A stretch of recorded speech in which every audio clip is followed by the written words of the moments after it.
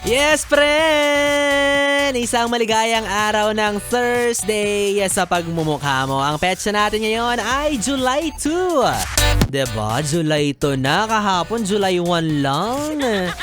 Ang bilis talaga ng takbo ng bawat araw. At ngayong buwan nga rin, no, mga yes, friend, ay sineselebrate natin ang Nutrition Month. Yan. Diba dyan magkakaalaman kung sino nga ba ang mga health conscious? Diba kung sino nga ba ang mga pinakamagagaling mag-alaga sa kanilang katawan?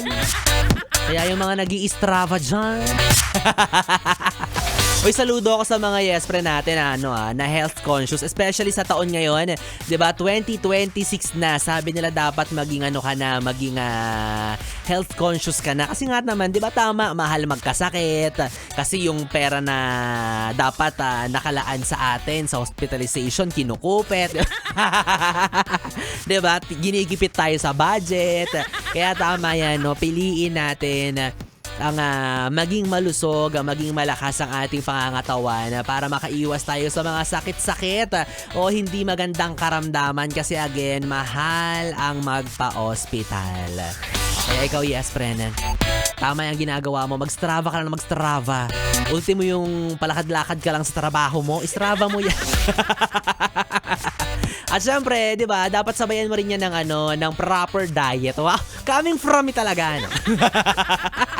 Oo, 'di ba, sabi nga ng mga eksperto, mas magiging malusog ang pangangatawan mo with proper diet and exercise, 'di ba? Mababaliwala yung workout ka ng workout, exercise ka ng exercise kung kumakain ka naman ng mga hindi healthy na pagkain. Kaya dapat lagi mong busugin ng iyong pangangatawan, lagi mo siyang lamnan ng mga malulusog na pagkain. Tama na sa mga burger, mga milk tea, mga fried chicken. Parang favorite ko lahat yun.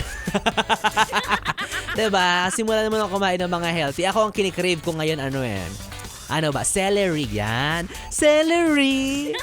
Oo, celery ang kinikrave ni B-Boy Bibo. Celery increase. Tsaka kumakain naman ako ng mga prutas. Oo, favorite ko yung mga grapes, strawberry, yan. Favorite yan. Especially yung apple, San Mig apple. Or San Mig lemon. Charot lang. Hindi, basta anything healthy, 'di ba, na makakatulong sa iyong katawan. Ikaw naman 'yan 'di ba, mararamdaman mo rin 'yan kung may mga sumasakit-sakit ba sa iyo, meron bang mga tumutusok-tusok sa kasukasuan mo, 'di ba? Huwag kang tumigil mag-junk foods hangga't hindi sumasakit yung tagiliran mo. Oo. Huwag kang tumigil soft drinks hangga't hindi sumasakit yung pantog mo. Yan. Kaya ikaw, yes, pa rin again, panatilihin mo ang pagiging healthy. At syempre, hindi lang ang iyong katawan, kundi na rin ang iyong buong well-being. Diba? Lahat ng well-being, 'di ba? Physical, mental, spiritual, financial, or kung ano mang alyan, 'di ba? Panatiliin mo 'yang malusog. For example, yung pakikisama mo sa mga tao sa paligid mo, dapat healthy rin 'yan. Healthy relationship with your co-workers, 'di ba? Sa trabaho, 'yan. 'Di ba? Gawin mo ng maganda, malusog ang pagtrato mo sa mga kapwa mo empleyado, hindi nagmamaldita ka, nakala mo kung sino ka, 'di ba? O di naman kaya maging healthy ka na in a way na hindi ka na malilate. Yan. Diba? Parang si B-Boy Bibo, noon nahihiya ako pag nalilate ako sa trabaho. Kaya ngayon, wala na, din ako nahihiya. Gumigising ako ng maaga tapos pumapasok akong makapal ang mukha.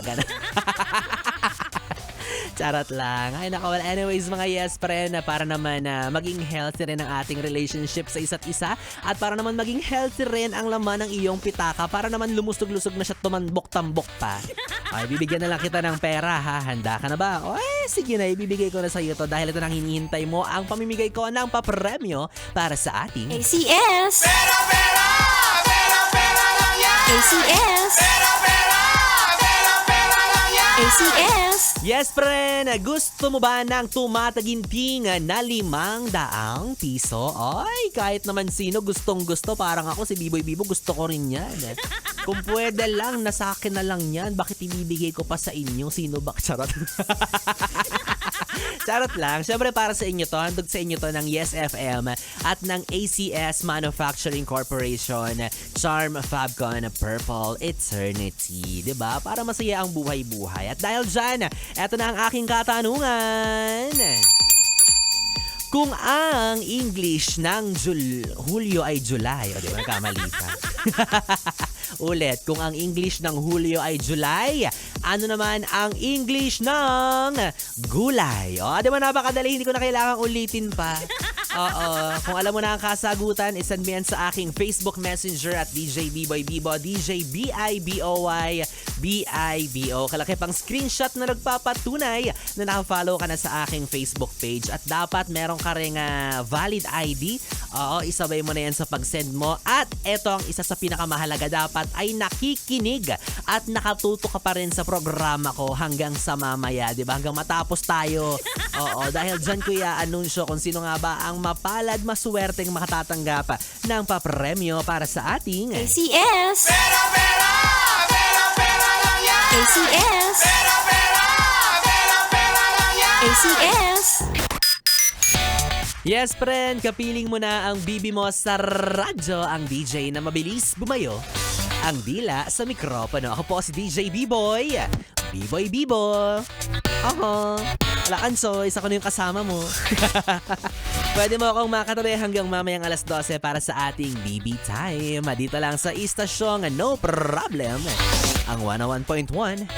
Yes, FM. Solid. Oras natin, 9:41.